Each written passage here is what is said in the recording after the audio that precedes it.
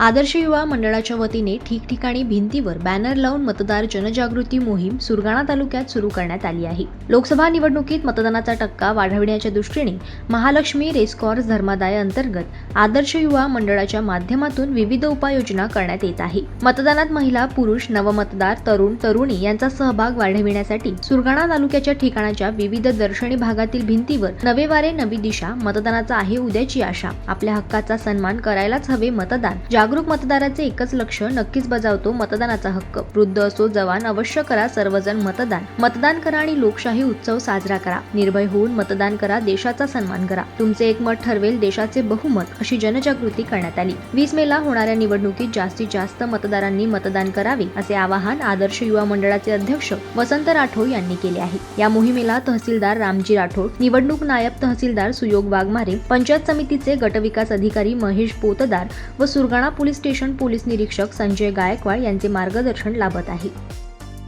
Laxman Bagul, Janmat live news, Borgaon.